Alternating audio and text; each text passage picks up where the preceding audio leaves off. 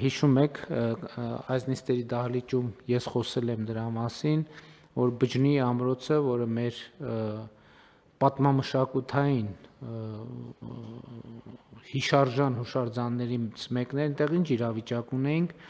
մեր սիրելի մի քանի բջնեցիներ, ոչ իրենց մեղքով բնականաբար,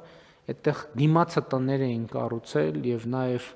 ընկույզի ծառեր տնկել, որը ամբողջությամբ պահպանված պարիսպները փակում էր արտաքին տեսադաշտից։ Մենք ինչ որոշման գնացինք, գերակաշահի մասին որոշում կայացրեցինք, իհարկե հեշտ չէր մեր բնակիչների հետ քննարկումները եւ բանակցությունները, բայց այնուամենայնիվ ես ուզում եմ նրանց շնորհակալություն հայտնեմ, որ ինչքան էլ դժվար էր, այնուամենայնիվ այդ ինչ որ մի ըմբռնման եկանք, չգիտեմ էլ արդյունքում նրանք ինչքանով գոհ մնացին մեզնից, ինչքանով դժգոհ մնացին, բայց խնդիրն այն է, որ հուշարձանը պետք էր բացել, որովհետև դա ըստ էության պետական ժողովրդական կապիտալ է, ժողովրդական հարստություն է եւ չէր կարելի դա ուղղակի ամենայն հարգանքով ընկույզի ծառերի հետևում թաքցնել։ Հաջորդը մենք հիմա տեղադրել ենք լուսավորության համակարգ, որով լուսավորում ենք Բջնի ամրոցի պարիսպները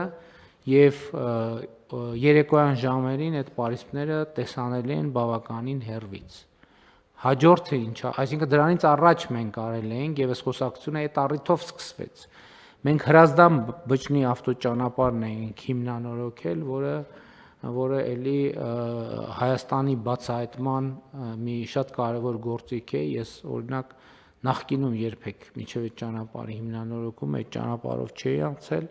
բայց երբ անցա, համոզվեցի, որ զբոսաշրջային հսկայական պոտենցիալով մի նոր տարածք ենք բացել եւ բացահայտել։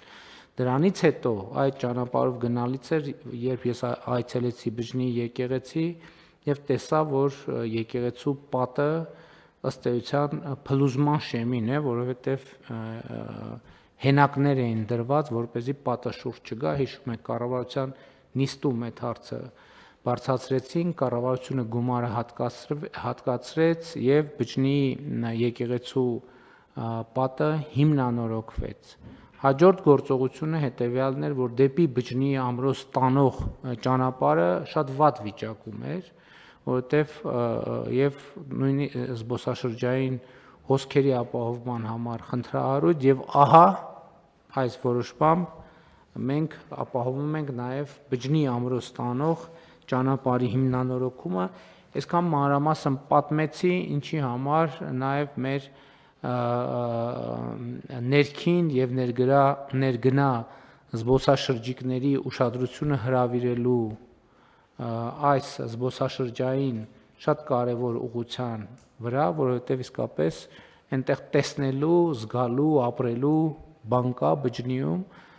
որը մեր պատմության շատ կարևոր կետերից է եւ իհարկե Բջնի մասին էլ եւ Բջնի ամրոցի մասին էլ եւ իրադարձությունների մասին էլ շատ բան կարելի է կարդալ եւ սա հույս ունեմ, որ այնտեղ, որը իհարկե զբոսաշրջային հոսքերը հույս ունեմ եւ համոզված եմ նաեւ Բջնիում տնտեսական նոր ակտիվություն կբերի։ Հաջորդը Տավուշի մարզում Նավոր գյուղից Չինչինով դեպի Վարագավան Տավուշ գնացող ավտոճանապարհի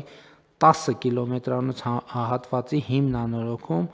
այստեղ աշխատանքները սկսել են 2024 թվականին եւ նախատեսվում է ավարտը 2025 թվականին։ Հարգելի գործընկերներ, սա էլ այն դեպքերից է,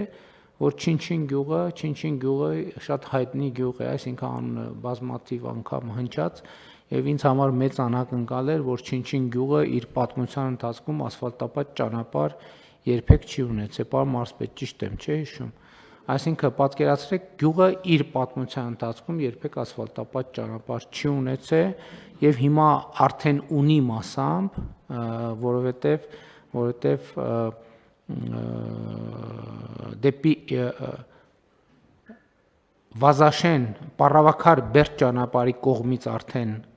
պատրաստ է, թե հակառակ կողմից է պատրաստ։ Վերջը ասֆալտապատման աշխատանքները ըստ էության համարյա ամբողջությամբ արվել են, ում Հարժեսի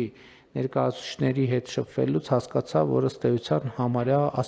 ասֆալտապատման մասը գոնե մի շերտով արված է եւ մարդիկ օգտագործում են եւ գոհունակություն զգացի,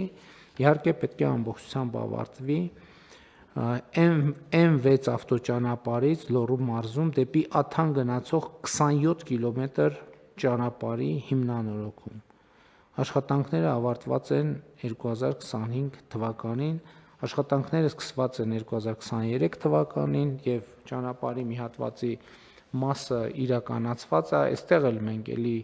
խնդիրների ենք հանդիպել տեխնիկական, նախագծային, կապված խողովակների եւ այլնի հետ, բայց ուզում եմ հիշեցնել նաեւ, որ այս ճանապարհը նույնպես եւ զբոսաշրջային